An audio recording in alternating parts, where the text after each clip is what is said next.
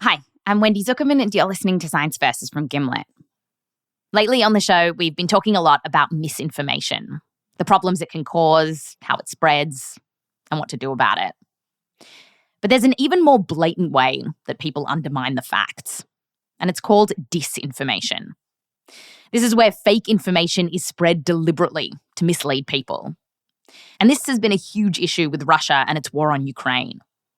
Since Russia attacked Ukraine a month ago, they've been pumping out propaganda, basically trying to create an alternate reality that's a million miles away from the facts.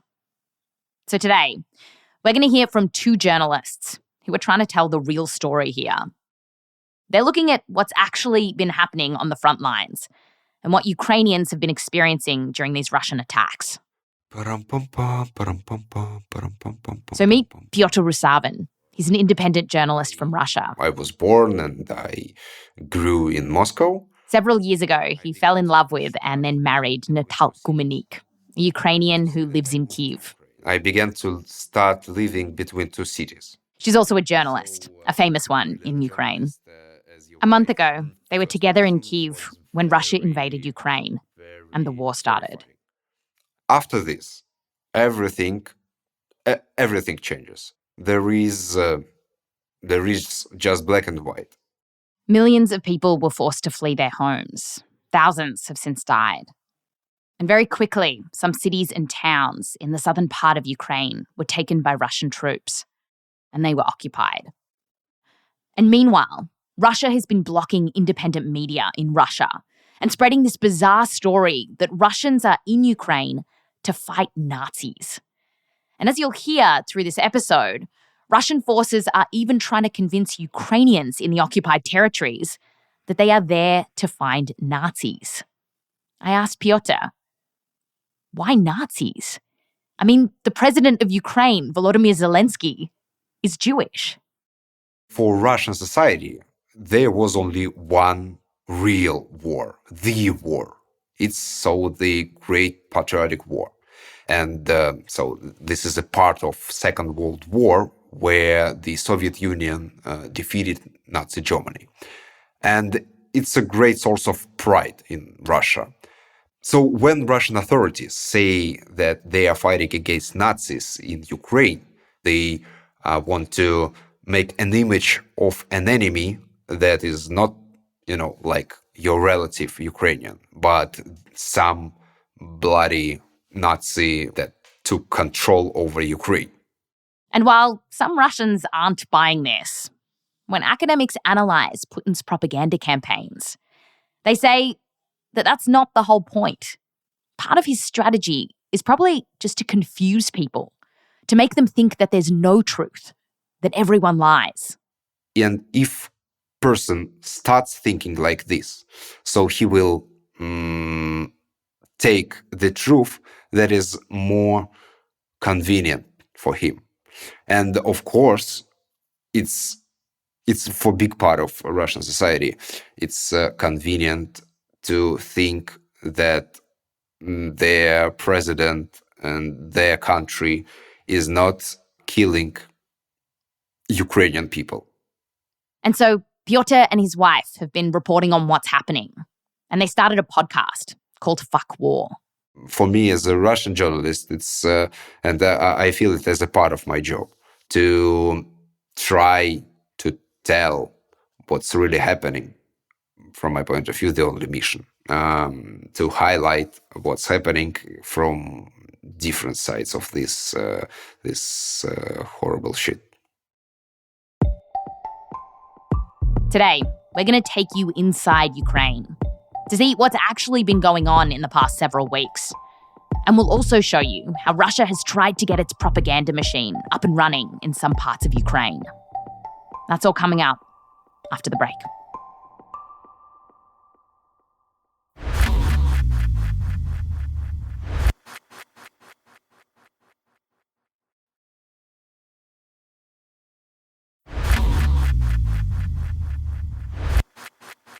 Welcome back. So today we're hearing stories from Pyotr Ruzavin's podcast, Fuck War. We're going to play some of the tape in Russian and Ukrainian, and Pyotr and Natalka will also tell us what's happening. This is from episode 1. It was released on the 15th of March. Pyotr takes it from here.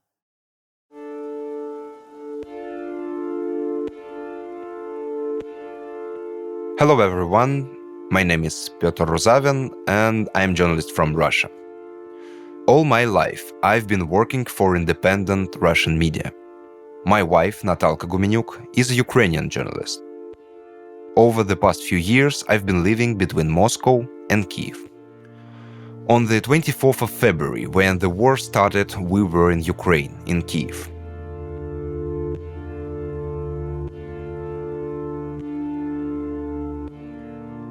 At 5 a.m., I saw Putin's speech about the start of the war. And soon after, literally 10 minutes, windows in our flat started rattling. It was from shootings in the outskirts of the city. We spent the following week in Kiev. Like all the citizens, we got used to the air raid sirens. There were more and more every day, and we learned to mechanically, automatically go down in bomb shelters. It becomes routine, like going to the bathroom to brush our teeth. We left our flat on third day of war to some place safer.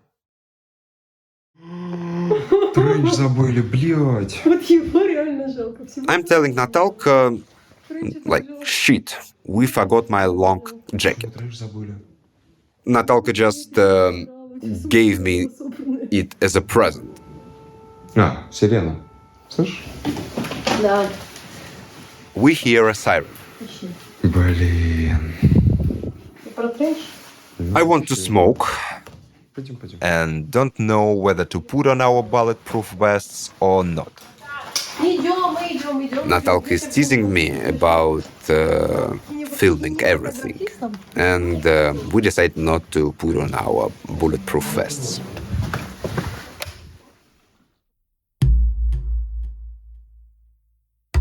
I'm not very good at drawing conclusions and making pompous speeches, but I'll try to put this into words.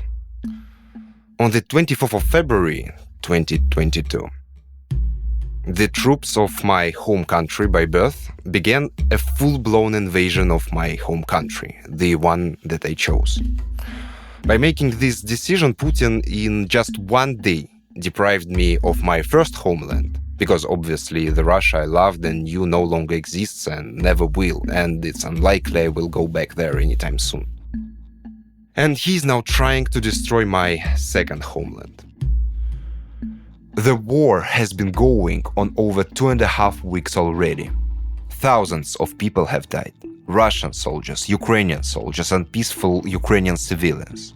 There are already more than 3 million refugees from Ukraine, and the numbers are only going to grow. Ukrainian cities are being destroyed by the Russian army.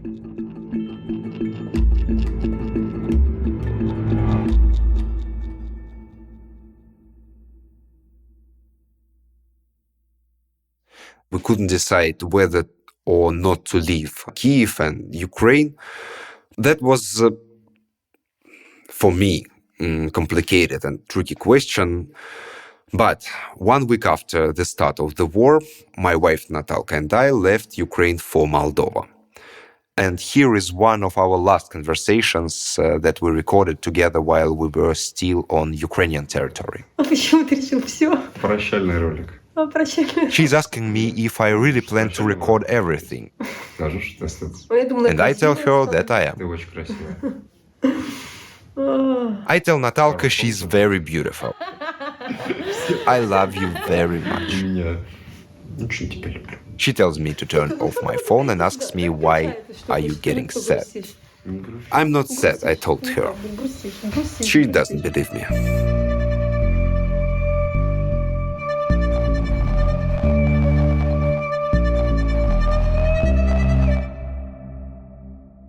From Moldova, I went further to the west, but Natalka went back to Ukraine, to Odessa. It's some kind of legendary city, like the gates to a Black Sea. Привет. Привет. And she tells me that she has been talking to someone who is in Irpin, suburbs in Kiev, and the most brutal part of battles in Kiev region at that moment. He told her that there are bombed out houses all over, bombed out houses, bombed out houses. But where Natalka is, the restaurants in Odessa are still open, but of course not everything is in usual time. The women are making Molotov cocktails, for instance. From Odessa, Natalka went to a small city called Nikolaev, and all around this city there are Russian troops.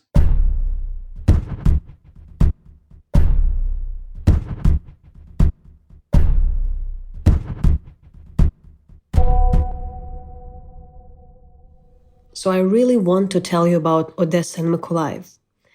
You remember, we were together in Mykolaiv 4 months ago, and you were laughing at me because it's not the prettiest city, whereas I liked it a lot.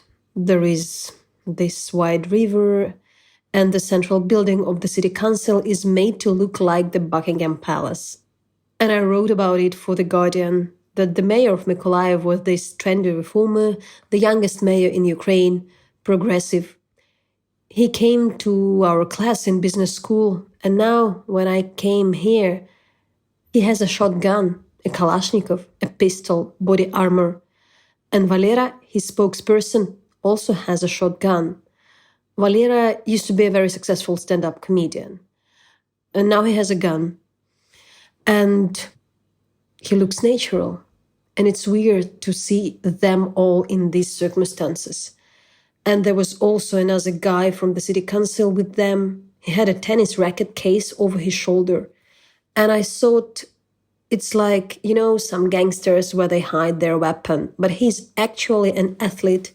But he also hid his gun in there. To be honest, the saddest thing was just to drive. We went to the bombed out villages. You look at these people, talk to them. And if before I used to calm them down, this time I didn't calm them down at all. And I usually say, everything is going to be okay. But now I realize that the city may be cordoned off and that they are actually preparing for a siege. And I say that the worst things happened near Kiev, that people are taken hostage. They are prevented from going out through the humanitarian corridor.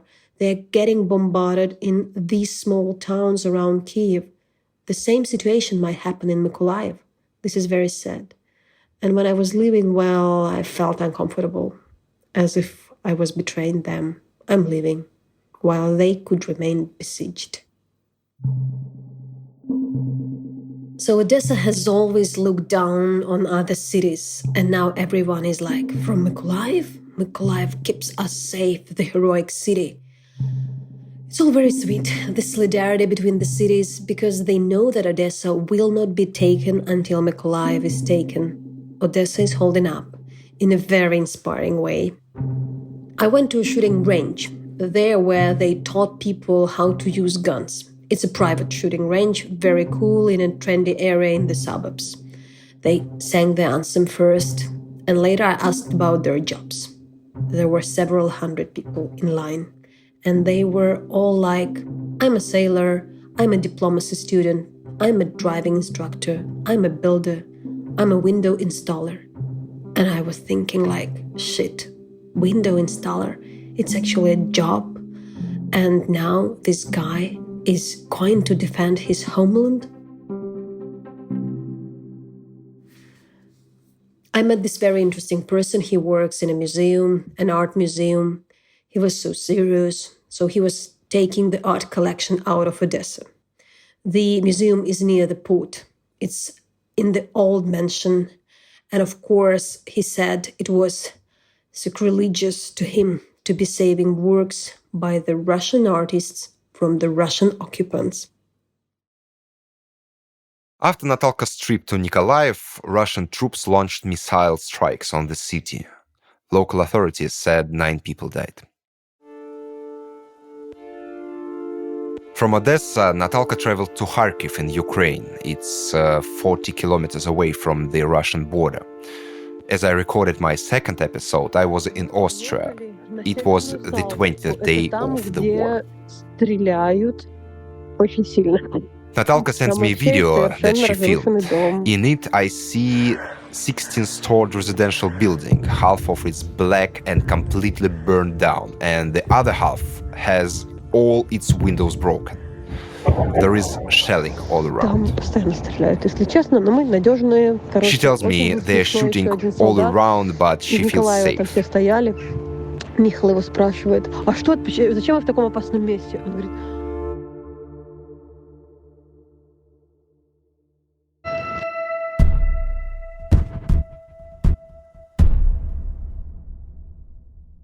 Hi, Petya. Well, I have to say we're feeling quite down today in Kharkiv. Everything started good, but now we're feeling crap. As I said, we arrived yesterday. We had some time to walk around the city center. We meet with our friends. But it all looks weird. Destroyed fashion shops, restaurants, Nakipelo, the local news outlet, the place where they used to have their office. Now it's in a terrible condition. Some people still live there in the downtown area. We also went to the area on the edge of town, like the very edge of town where the fightings take place. And some people still live there, like this old man we met. We met him accidentally. He left the house to charge his phone, as it was the only place in his area to do so. So he stayed there for 18 days. He couldn't leave. There was shelling. His flat is on the 9th floor in a house that's right under the fire. So we approached him and asked, "Why are you not leaving?" Because I thought that there are sometimes people who don't, but he said he didn't know how. And he told me that he's old, that there is no electricity or water or gas in his house, nothing, and he wants to leave right away. So we said, "Of course, we're taking you, come on." And we ran with him to the 9th floor. The grandpa is 72 years old. So we ran up to the 9th floor with this oldish man so he can take his documents. Then ran down from the 9th floor. To be honest, his house is probably the most dangerous. It's the last town on the edge of the city, and the battles are taking place just outside. And there we could hear every 2-3 minutes, the sound of explosion.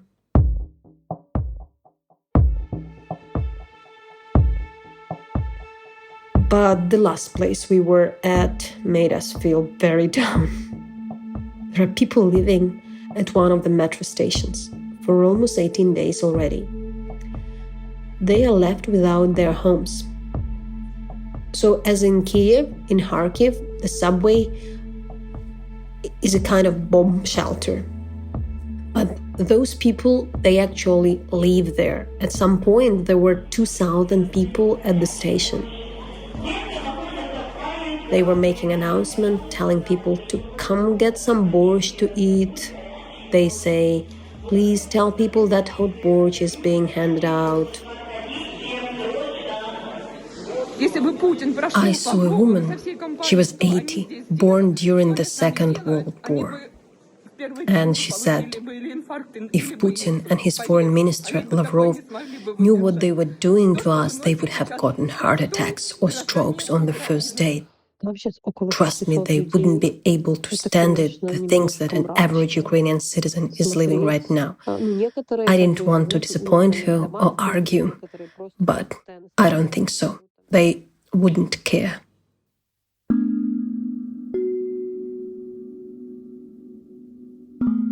There are about 600 people now, sleeping, sitting everywhere, reading, staying overnight, in nightgowns, coats, with books, kids, dogs, cats, but they're trying to keep it all neat. There is no way to rehouse these people. There was this one guy, he really stuck with me, the police guy. He's 24, he's from this area as well. His flat is destroyed too. He's been there for 18 days. He actually looks very young. He's got his girlfriend there, Malaya, as they say in Kharkiv. He's just such a regular guy from Kharkiv suburbs. But he's also the local angel there. Everyone's guard, angels, all the grannies say hello to him, kids follow him. So there is a kid chasing him all the time, asking to teach him some tricks. So they have found a hero for themselves, a young policeman. And he knows them, takes care of them, really treating them with such understanding. But I thought about this guy, a regular guy from the suburbs who has this on his shoulders. After the break, Russia starts occupying cities in Ukraine, and we hear what it's like for people living there.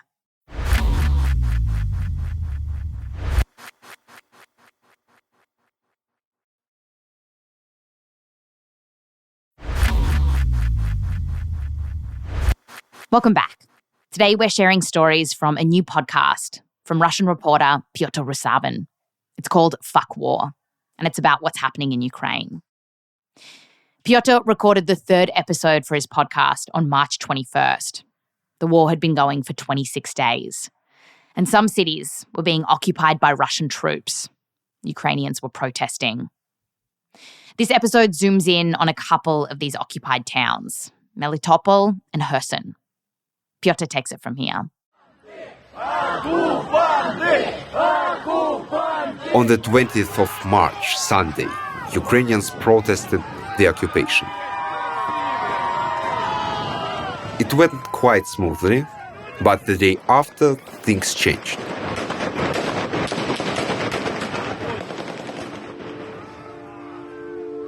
Russian security forces threw stun grenades and opened fire at the protesters in Kherson. And locals posted videos of civilians who had been injured. Protests in occupied territories have been going on for several weeks. At the same time, people started to disappear. Local politicians who refused to cooperate with the Russian army, activists, journalists. Among them is the mayor of Melitopol, Ivan Fedorov. Melitopol had been occupied by the Russian troops since the start of the war in February, and the protests against occupation started there immediately, and the mayor defiantly refused to give up or cooperate with the occupants. Добрый вечер, уважаемые мелитопольцы. Наш регулярный прямой эфир по итогам дня. This is Mayor Fedorov. He is saying that the TV and radio towers are controlled by the armed Russian forces. On the 11th of March, he has been detained and replaced by Galina Danilchenko. She was a member of a pro-Russian party in Ukraine, and now is a Russian collaborator. He is one of her first speeches in Melitopol. Уважаемые жители города Мелитополя и Мелитопольского района. She's saying that our main goal is to get used to the new reality, to start a new way of life as soon as possible. She says that people in the city shouldn't take part in extremist actions. I ask you to be sensible, she says. Я вас прошу, пожалуйста, будьте благоразумны, не поддавайтесь. Propaganda is a very important weapon in this war. In fact, when the Russians started occupying Ukrainian towns, the first thing they did was to block the Ukrainian broadcasting and start showing the Russian radio and television stations. Here are some examples of radio programs that are being broadcasted in Berdyansk, which is near Melitopol and is also occupied by Russian troops. Националистических структур They say that Russia fights not against Ukrainians, but groups of nationalists.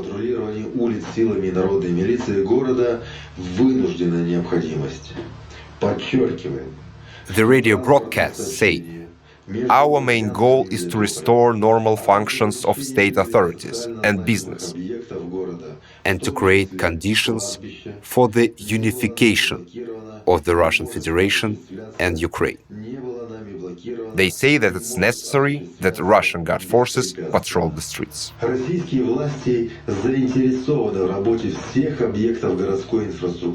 Russia doesn't want to hurt the Ukrainian people, but to protect Russia from those who took Ukraine hostage. It is, of course, propaganda.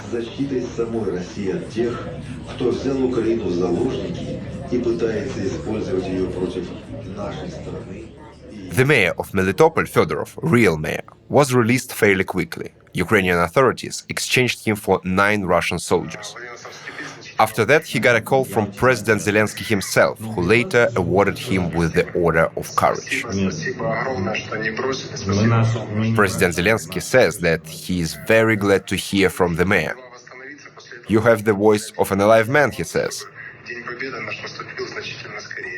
The mayor, Fedorov, thanks Zelensky for not leaving him. 100%. Ну, 2 дня мы тебе не обещаем, Вань. We don't abandon our own, says Zelensky. Я рад, что ты была с собой. Это сама. Zelensky says he's very happy to have Fedorov back. Возвращайся. Удачи. On the 19th of March, I spoke with a woman in Melitopol, Tatiana Kumok. She's a citizen of Israel, born in Melitopol. She's been there since the start of the war.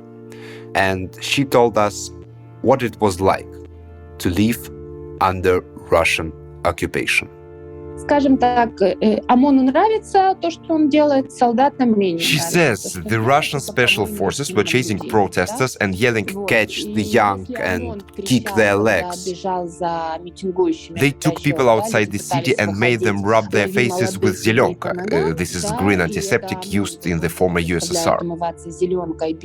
It's painful if it gets in your eyes and the green stains your face. So it's some kind of a traditional form of humiliation in the former USSR. They would beat people up, kick their teeth out, and leave them on the road, she says. The Russian special forces, this is police, specifically brought from Russia to do these nasty things. She talked about Russian state TV that's now broadcasting in Melitopol, and the news reports say that the Russians are fighting against Nazis here. And she asks, who are the Nazis? Me and my Jewish dad?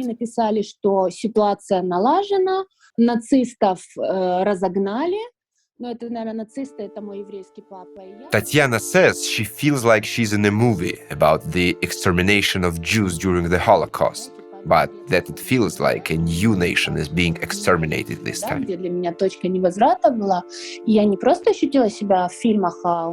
And she adds that there are flyers around the city saying, "We're looking for Nazis. Contact us to help.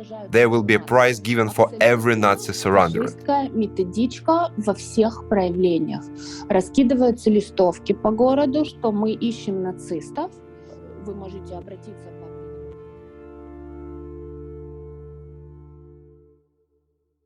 I ask her, is it possible to get out of the city, to escape? And she says there is only one way to leave, to Crimea, which is controlled by Russia.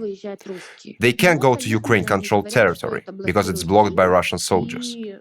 Tatiana says that Russia has blocked access to food in the city also. She's worried about people starving. Испугался. Опять же, есть очень большая проблема с лекарствами. She tells me that Ukrainian sources are encouraging locals in Russian-occupied territories to dismantle the railroad tracks running to Crimea. And Tatiana laughs because she remembers in the 90s people stealing the rails. So she thinks that many hands still remember how to do it. We say our goodbye. Немножечко подождать. Спасибо и Да, спасибо вам. Да, До спасибо свидания. большое. До свидания.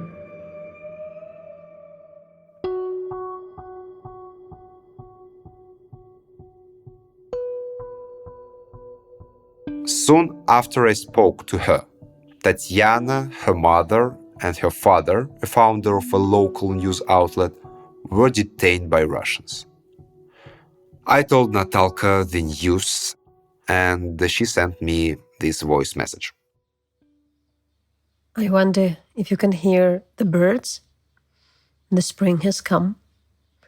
It's very warm in Kiev. It was very cold before. But you know, as about this situation, unfortunately, things are not really good. Because if before they managed to tolerate all those pro-Ukrainian protests, now they are just going door to door looking for pro-Ukrainian activists. They also brought a lot of riot police from Russia. And because these sites have never been occupied before, every other person is a pro-Ukrainian to them. Everyone is a friend of some soldier. Well, you know, so they basically started going door to door and the situation has gone worse. People even talk about some murders, abductions. So it must be very depressing in all these cities. The cities are Ukrainian, so everyone, people, society, journalists, share the same official, like just citizen pro-Ukrainian stance, obviously. So basically you could accuse any public person or something. In the villages, the soldiers are taking food from the people living in those villages. They are taking their phones, so they are not communicating with anybody. They are taking pigs to slaughter them and to eat them. So really there is quite a difficult situation, and it's the problem is these are the towns where we do not have real access. So the situation is not good. And I'm thinking this is the next chapter of what is going on to happen to these occupied cities.